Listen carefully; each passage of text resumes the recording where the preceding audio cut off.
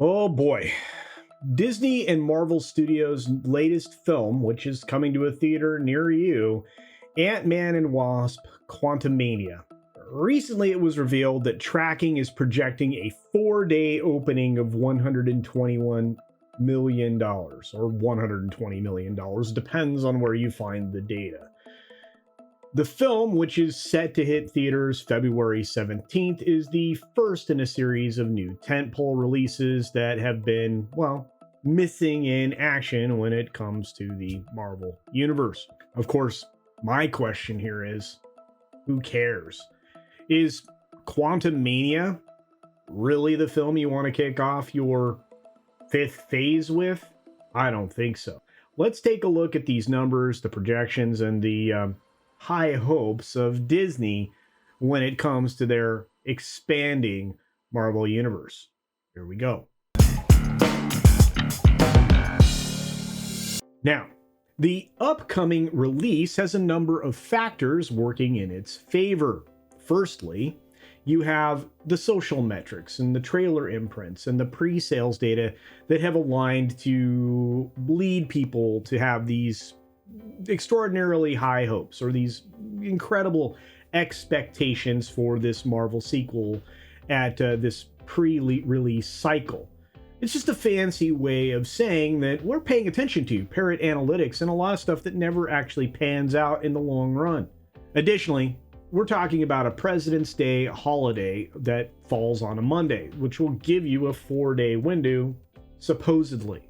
This is also an optimistic view of things because who really goes to see a movie on a holiday weekend like this anymore? Especially a Monday holiday? Maybe I'm wrong. I could be, but I haven't seen a lot of translation at the box office in the last few years. Let's just be fair. Now, marketing and trailer releases have also helped to raise awareness of this film. I think we're like a couple in now that we've seen something that I think is not all that special. There's a lot of CG. Well, I think it's all CG at this point, absent the actors, and I'm still not fond of this new Marvel formula. But it has raised awareness, as I've said, and it supposedly has generated some excitement around the film, particularly around the character of Kang. What? And again, I haven't seen this anywhere.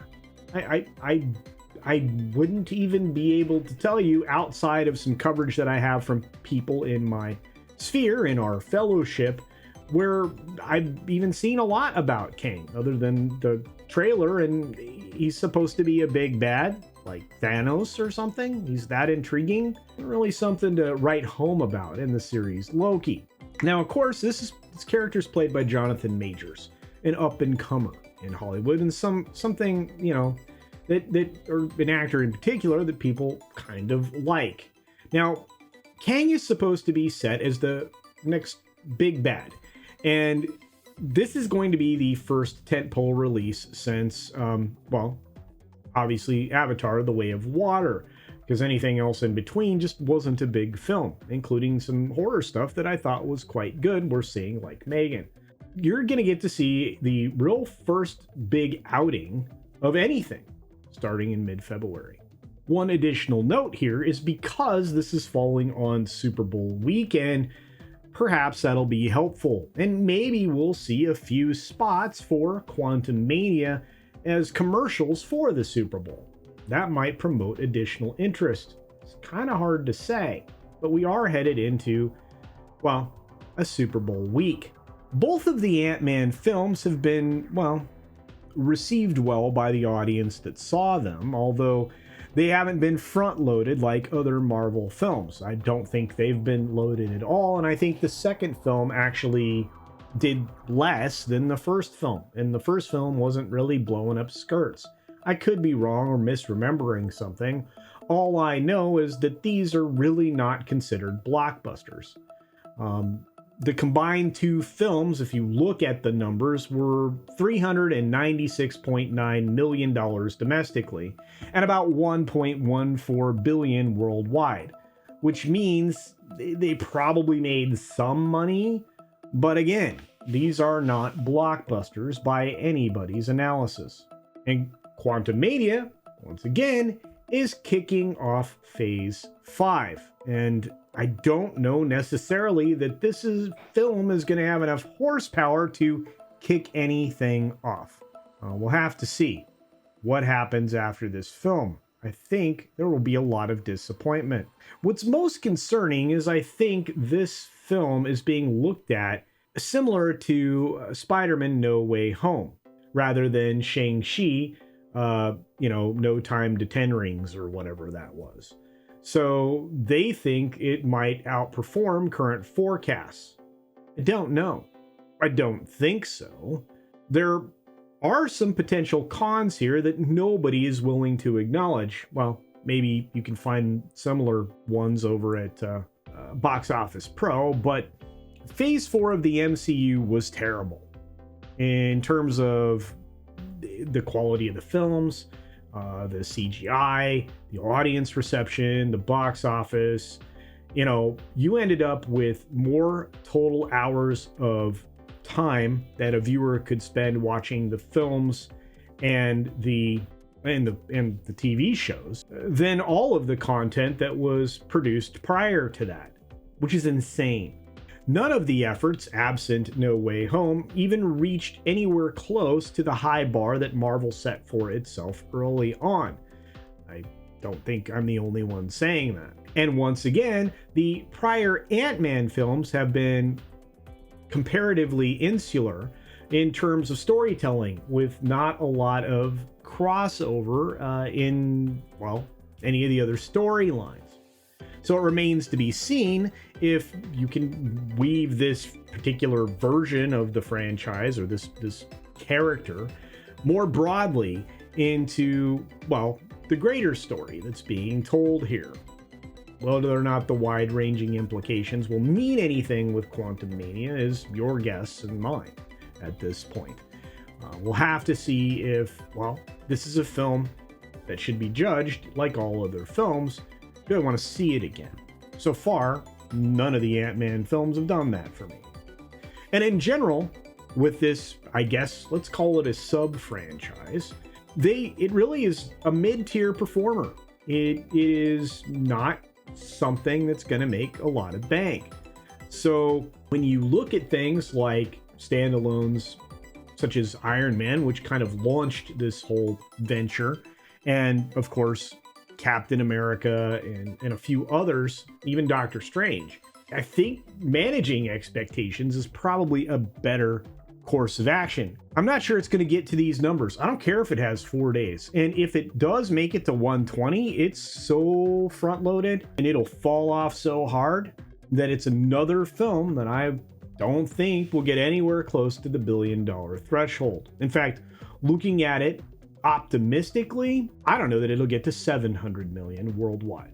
Now, despite all of those potential challenges that I just mentioned, I think that Quantumania is projected to generate about 76% of its box office with the combination of Thursday previews and Friday's numbers. And I think everything else will fall off similarly to that of Black Panther. In fact, I guarantee that you can find that same analysis in many places, including Box Office Pro. I think they're spot on there. I think that you're going to see considerable fall off the following weekend. And I think that domestically, it will have earned more than 60% of its total box office domestically in that opening weekend. So I think it's only downhill from there. For whatever reason, and take this with a grain of salt, Quantumania is expected to land somewhere in the top 3 for President's Day weekend. So it'll finish behind, obviously, Black Panther, which came in at 242.1 million, and obviously behind the original Deadpool film of 152.1 million. Are you seeing a trend there? Look, one of the main reasons for the film's projected success is the new baddie Kang, according to all the media outlets. But let's be fair, no normie knows anything about this guy, nor do they care. I also suspect that nobody's going to be all that interested in what Kang's superpower actually is, which is basically replicating himself into any timeline. I don't know. I could be wrong, and maybe I am, but what do you think? Do you think this film's going to open at $120 million in the 4-day?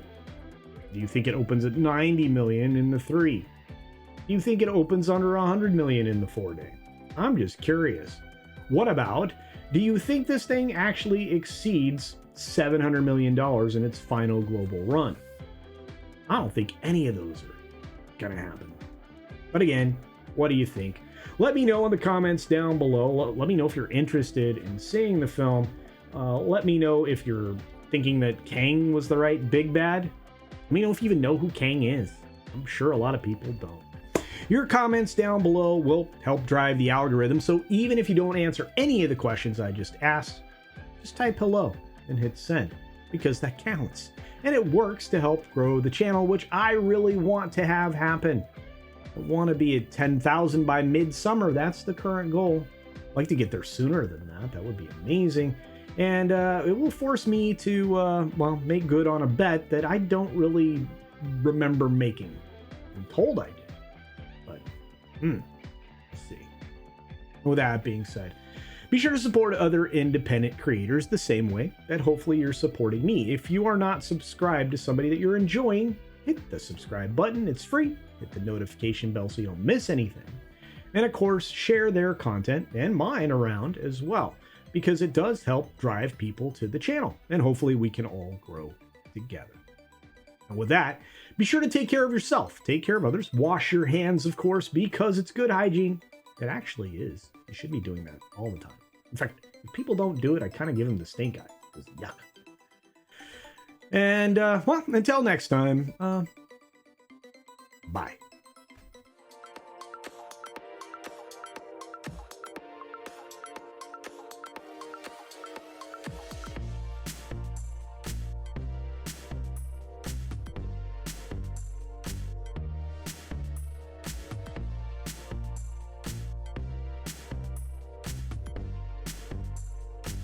And don't forget to check out my Rumble at rumble.com/CultureCasino.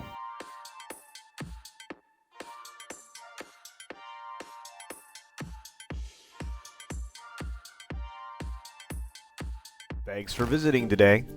Be sure you're subscribed and hit that for alerts. Yay! Of course, like and share all of the videos that you can, as it helps with the algorithm. Have a great day.